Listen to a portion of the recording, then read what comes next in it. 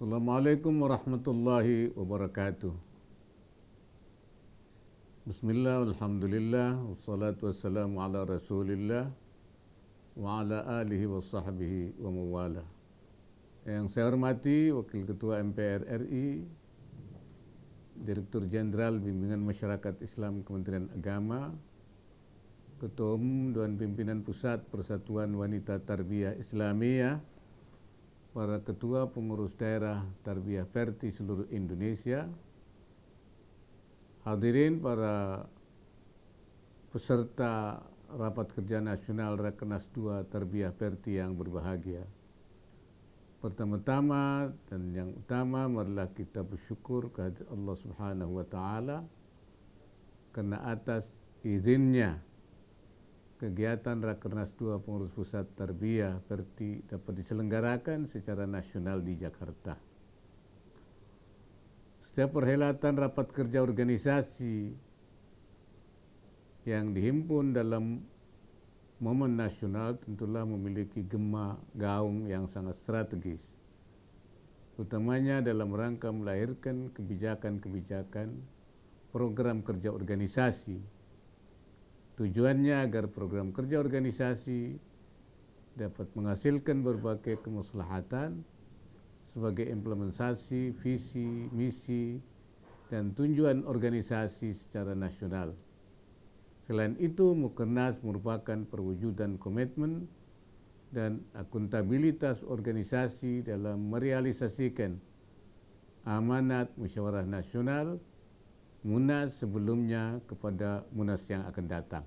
Sebagai ormas, Tarbiyah Verti telah berkomitmen untuk bersatu dalam islahnya pada tahun 2016 yang silam, yang disaksikan langsung oleh Presiden Jokowi.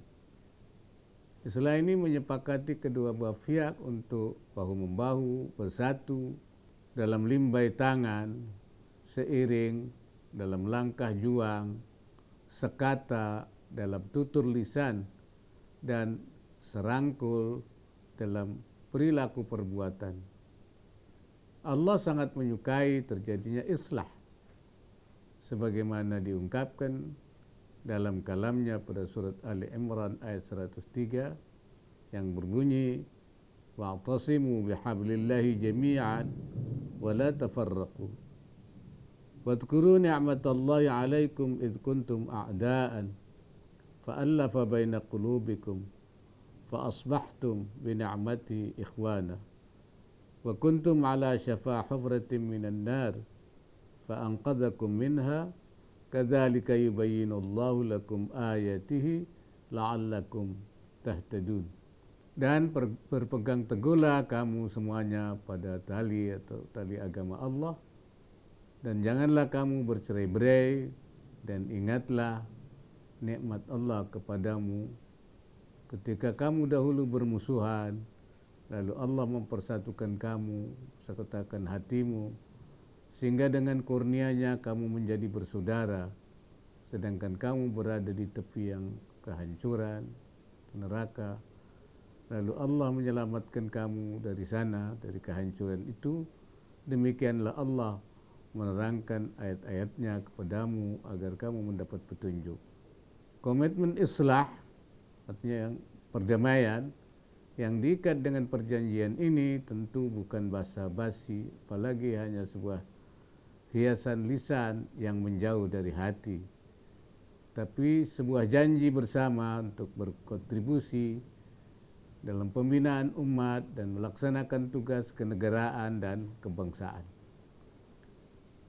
Pembinaan umat yang dimaksud adalah mencerdaskan, mencerahkan, dan memberdayakan masyarakat dalam bingkai negara kesatuan Republik Indonesia. Komitmen keumatan dan kebangsaan ini terbingkai pada pilar Tarbiyah Verti, yakni pendidikan, dakwah, dan sosial keumatan.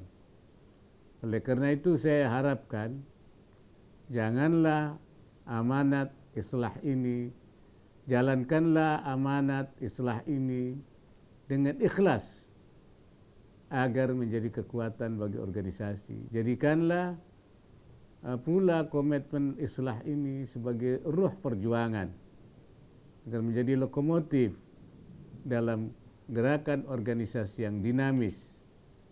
Diharapkan dengan komitmen tersebut, organisasi dapat berkembang kompetitif di tengah era globalisasi dan kemajuan teknologi digital saat ini yang penuh tantangan dan disrupsi, namun juga membawa peluang dan harapan. Pada kesempatan ini saya ingin mengajak kepada Tarbiyah Perti sebagai salah satu organisasi kemasyarakatan Islam untuk meningkatkan berbagai upaya islahul ummah, perbaikan umat di semua bidang secara konkret, baik menyangkut akidah, ibadah, muamalah maupun akhlak. Melihat rekam jejak historisnya, kelahiran Tarbiyah Islamiyah Perti 93 tahun yang lalu, tepatnya tanggal 5 Mei 1928, sangat kuat dengan rajutan adat dan agama. Tarbiyah Perti lahir di tengah umat dan bangsa yang tengah konsen membingkai wawasan dan perjuangan, mewujudkan persatuan dan kesatuan bangsa, bersamaan dengan tahun lahirnya Sumpah Pemuda. Misi suci inilah yang terus dibawa oleh seorang ulama ternama dari Sumatera Barat yang dikenal dengan julukan Enyi Canduang. Beliau adalah Syekh Sulaiman Ar-Rasuli. Beliau dikenal juga selain sebagai ulama ternama, juga tokoh pejuang kemerdekaan. Secara konkret, kehadiran Syekh Sulaiman Ar-Rasuli dalam kancah keumatan, kebangsaan, dan keindonesiaan dapat dicatat antara lain sebagai berikut. Pertama, beliau sebagai tokoh yang merajut hubungan sinergis yang sangat kuat antara adat, agama, dan umara. Sehingga dengan ikhtiar ini, beliau dapat menyatukan kaum ulama dan kaum adat serta birokrat, pemimpin masyarakat atau umara yang dikenal dengan tiga tungku sejarangan. Artinya tiga pilar utama tegaknya masyarakat, yakni ulama, tokoh adat, dan umara. Dari tiga pilar inilah lahir sebuah fatwa adat yang dipegang pakai oleh masyarakat Minang dimanapun berada, yang berbunyi adat bersendi syara, syara bersendi kitabullah, syara mengatur, adat memakai. Kedua, beliau juga melalui Ormas Tarbiyah Islamiyah Perti pada masa kemerdekaan membentuk Laskar Muslimin dan Laskar Muslimat sebagai partisipasi dalam perjuangan kemerdekaan dan mempertahankannya dari penjajah kolonial. Ketiga, beliau juga adalah ulama dan tokoh masyarakat yang turut mengawal dan mengisi pembangunan masyarakat pasca kemerdekaan melalui pendidikan, dakwah, sosial keumatan, dan sosial politik dalam mengisi kemerdekaan. Yang keempat, beliau adalah anggota konstituante tertua yang sekaligus diamanatkan sebagai pimpinan sidang konstituante pertama pasca agresi kedua di tanah air. Tentu saja sidang perdana ini sangat penting dalam menentukan arah kebijakan dan strategi pembangunan Indonesia saat itu dan ke depannya. Melihat rekam jejak sejarah dan perjuangan beliau yang sangat intens dan gigih ini, mulai dari gerakan Sumpah Pemuda, kemerdekaan, pasca kemerdekaan, hingga masa Orde Baru, Orde Lama dan Orde Baru, tentu perlu kita apresiasi. Saya juga mendapat informasi tentang adanya dukungan dan dorongan masyarakat dari berbagai kalangan yang telah disampaikan pada pemerintah pusat agar ulama dan tokoh besar Syekh Sulaiman Ar-Rasuli ini dapat diangkat menjadi pahlawan nasional.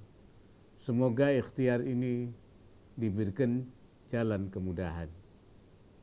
Demikianlah sambutan saya pada kegiatan Rakernas 2 Tarbiyah Perti ini, semoga Rakernas ini melahirkan pikiran-pikiran cerdas yang dapat dilaksanakan secara konkret dan nyata bagi kemaslahatan umat dan bangsa dalam melaksanakan dakwah yang rahmatan lil alamin. Saya kembali mengingatkan agar kita semua melaksanakan protokol kesehatan, prokes, agar terhindar dari penularan wabah COVID-19. Wallahul muwaffiq ila aqwamit thariq. Wassalamualaikum warahmatullahi wabarakatuh.